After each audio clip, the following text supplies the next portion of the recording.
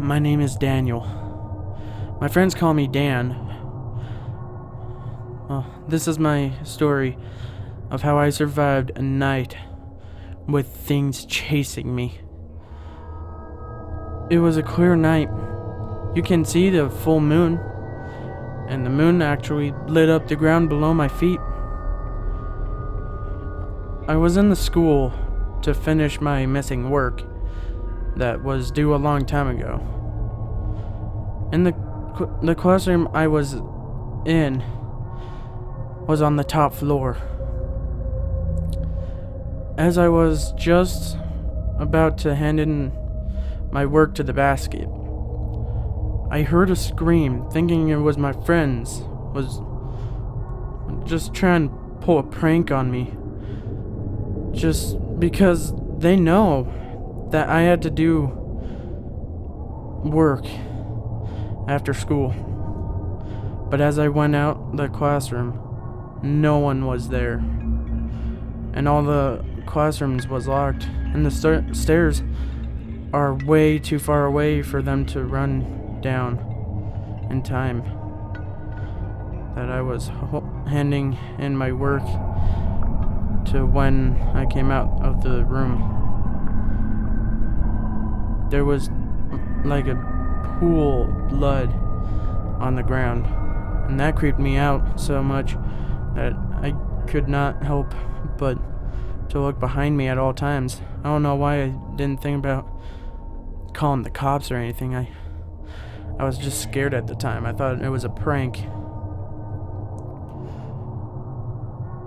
When I got to the bottom of the stairs, I instinctively looked behind me out of the window, and I noticed a man was standing there, not moving at all.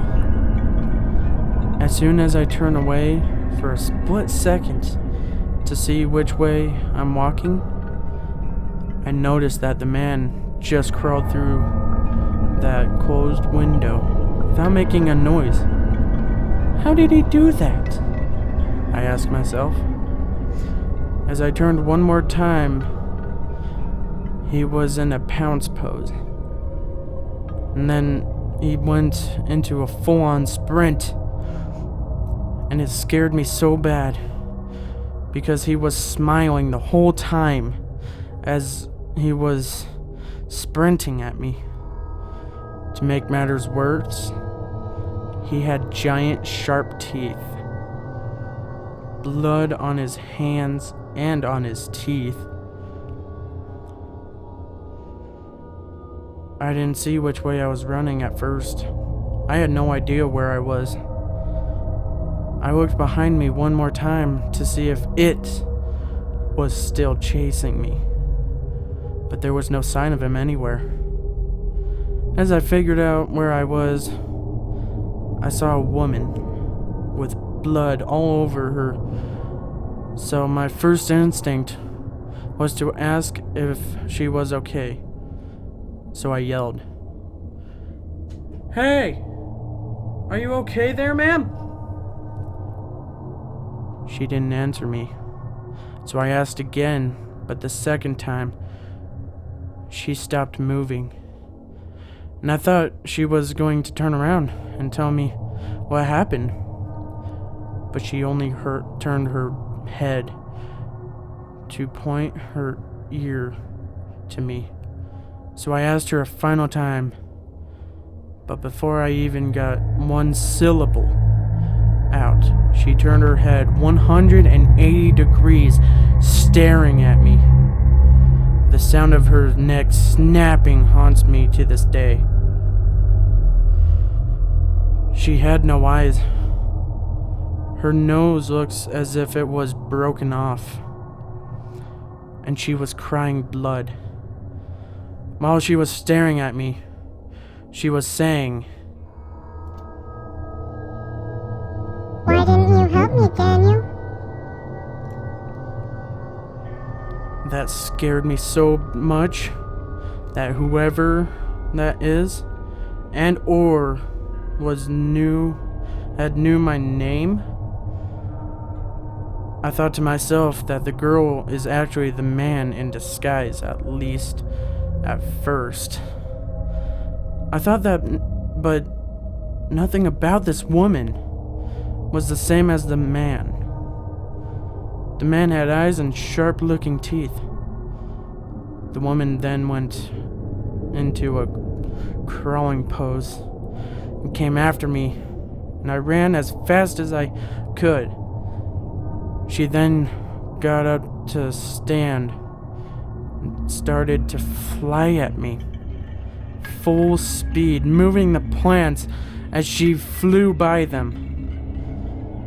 As I ran, I turned into an alleyway because I knew that that was a shortcut to my apartment building. And as I knew I'd end up there, I immediately opened the door and went in.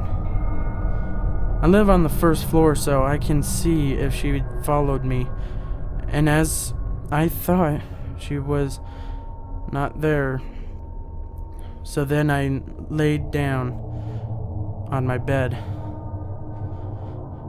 As I was just about to fall asleep, I heard a noise outside, and nothing was there. And that made me think, oh no, they followed me home. I then heard a knock on my door, so I hid under my bed, hoping they won't find me here. It felt like it was forever until they broke down my door and looked all around my whole room until they got to my bed. They was about to look under my bed when in the hall I heard my name being called. It was the landlord coming to check on me. He must have heard my door slam open because he only comes for me to pay my rent, and I've already paid it this week. They disappeared without a trace, and right before he came into my room, the first place he looked was under my bed. And as he saw me, I crawled toward him, hugging him with all of my scared might, thanking him for saving my life. For now, at least.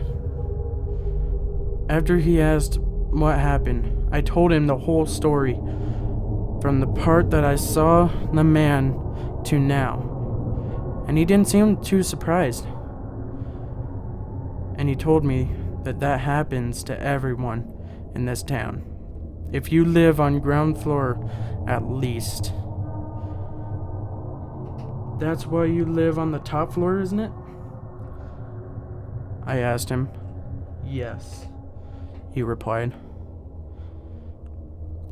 I asked for a room more up, but he said that those are already taken.